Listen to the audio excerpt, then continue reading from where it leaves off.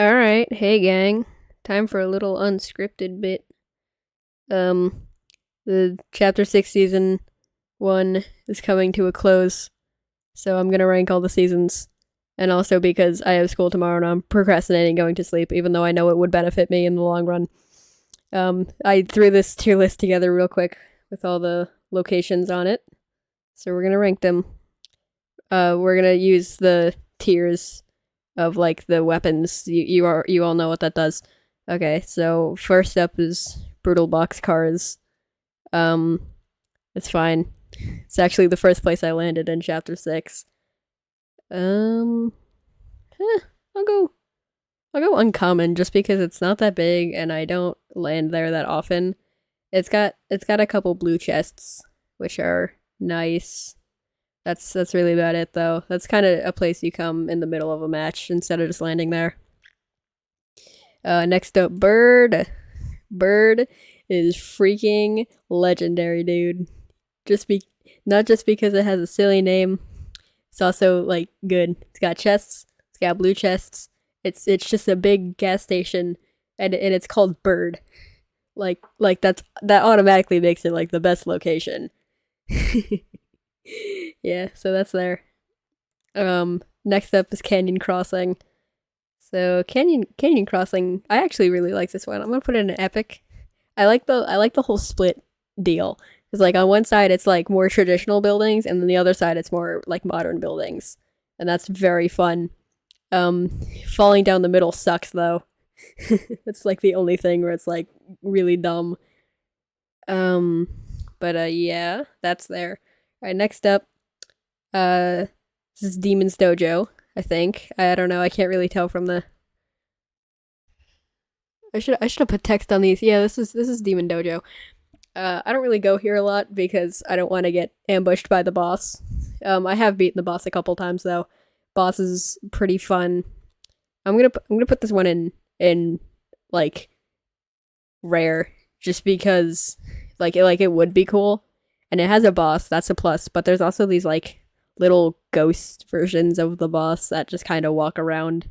They're like the endoskeletons from FNAF Security Breach, where if you look at them, then they don't move, but if you don't, then they run.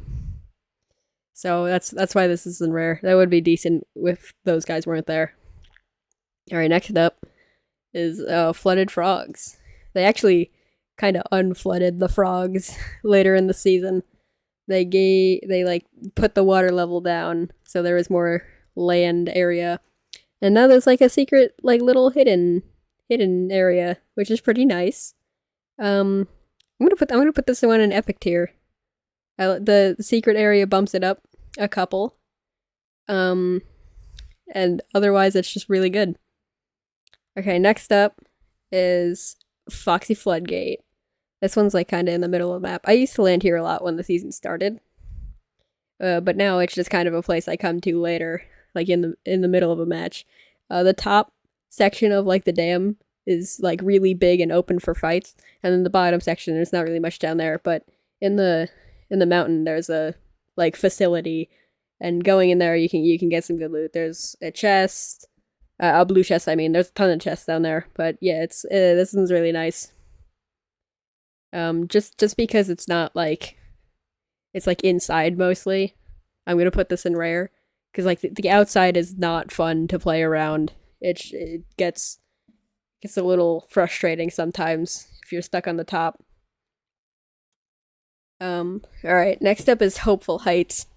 This one's just basically Meth Meadows but smaller, which isn't a bad thing. I'm gonna put it in rare though, just because it doesn't really stand out that much. I guess I don't know. It's nice.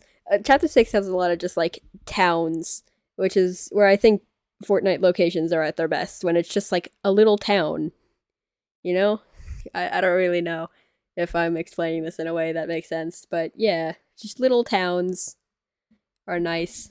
And next up is the Pickle Factory, Kappa Kappa Factory. This one came out in like the middle of the season. I think it's pretty cool. I think it's pretty cool. I think it does a good job of being the like new food for the chapter. Um, yeah, all the chapters have had like their different food. Like chapter 1, I guess, was like the Durr Burger and the tomato head. And then chapter 2 was Slurp. They had the whole Slurp factory. And then chapter 3, oh crap, what did I guess chapter 3 didn't really have anything. But chapter 4, they had the Slap factory. And then chapter 5, they had Flowberries at like fencing fields. And now this one is Pickles, I guess, for chapter 6. So yeah, Pickle factory, pretty cool. I'm gonna put it in rare. Alright, next up, Lost Lake. This one's kind of split into like 2 different sections. It's got like the big house section, and then like the little house section. Big house section is fun. I find myself getting in a lot of fights there, and then the little house section is good to like drop there and loot up when there's a lot of people landing here, which isn't often, but you know. Yeah. I'm actually gonna put this one in epic. Like I really like Lost Lake. It's in a good position too. And sometimes like the like little mini boss can spawn there and you can get some decent weapons. And there's also a bunch of Typhoon Blades everywhere, and those are incredibly overpowered. So, okay, next up is Magic Mosses. I feel like more people should be talking about this one because it's got like the little hidden section in the middle where if you break it with a sprite, if you carry a sprite with you and you break down the floor in the middle, there's like a big cave with a bunch of nice loot. So that automatically bumps this up. I don't know if the rest of the POI is like that great though, so I'm only gonna keep it in rare. But that big like hidden section is a big plus for this one. Okay, next up is Masked Meadows. It's Hopeful Heights but bigger, which is really nice. It's kind of like the Pleasant Park of Chapter 6, in my opinion. It's just a nice town. It's got a big park section in the middle, like Pleasant. It's basically Pleasant Park, but Chapter 6ified. Which is really good because Pleasant Park is delightful. Okay, so next is Night Shift Forest. This one has like the whole puzzle with like opening the vault and like bringing a sprite to Bushy, and then getting the key and opening the vault. I feel like it's just way too convoluted for what it's worth. But if you do it, the vault is very nice. There's lots of good loot in there. But other than that, it's just like a big house and some little houses, which is not that bad. So I'm gonna put this one in rare. And also it looks very pretty. I should probably add that.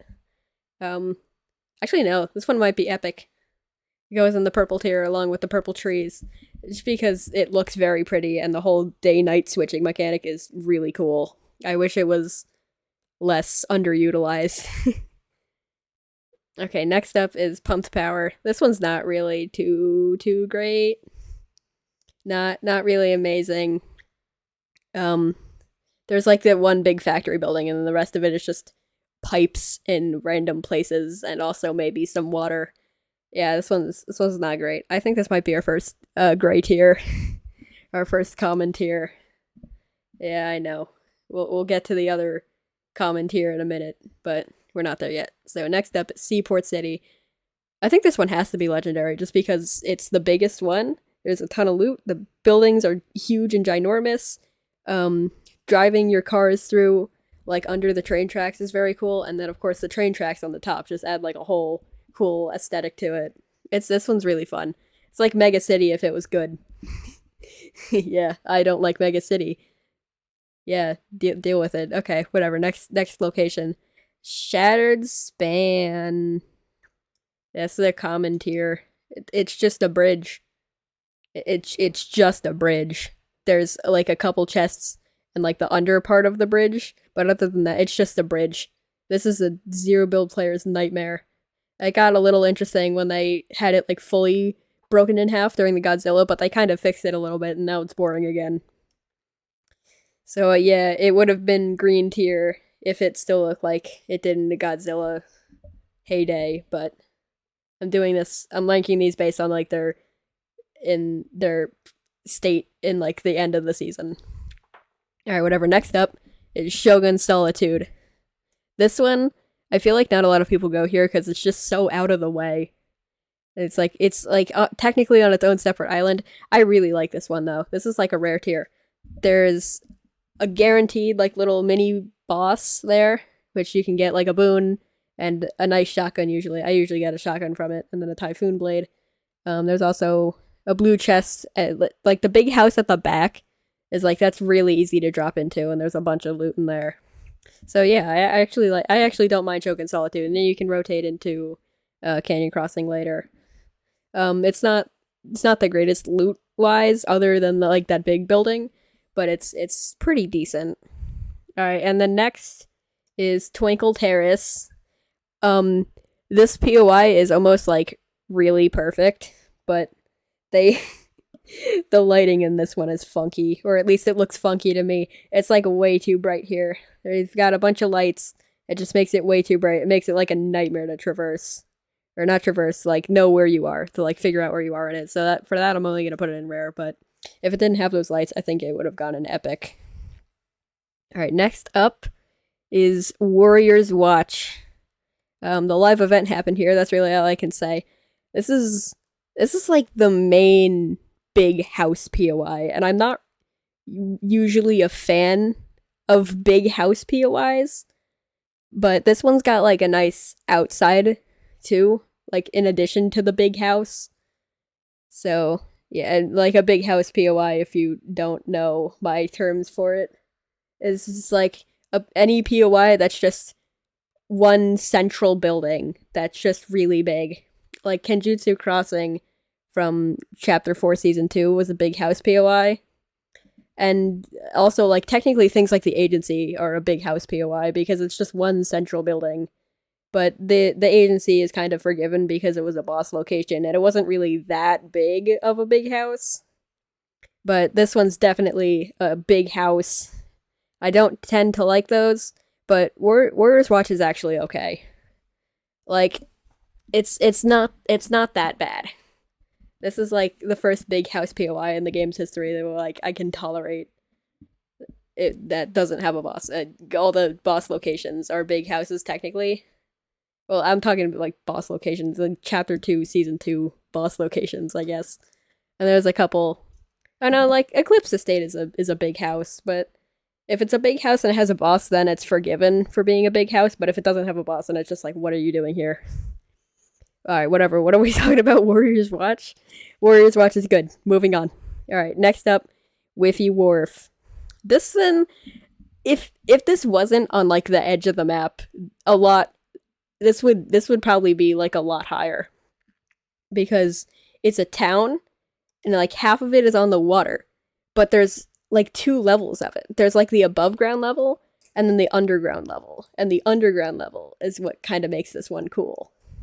It's like, this would be really neat if it wasn't stuck, like, at the edge of the map. This one's really cool. Whiffy Wharf is really cool. I wish people would go there more, but it's on the edge of the map, so it's kind of hard to. So yeah, this one goes in rare. And that's my short little ranking of all the Chapter 6 Season 1 POIs. This might become a common occurrence of me ranking all the POIs of a season. But I don't know. I just figured doing this would be kind of cool, close out the season. This was a really good season, by the way. Chapter 6 Season 1 was beautiful. But yeah, that's my ranking of this. This is a public tier list, by the way, because I couldn't find one that was already made that had the Chapter 6 Season 1 POIs on it, so this is up. You can go find this and use it. Yeah, but I will see you guys later. Yeah, bye-bye.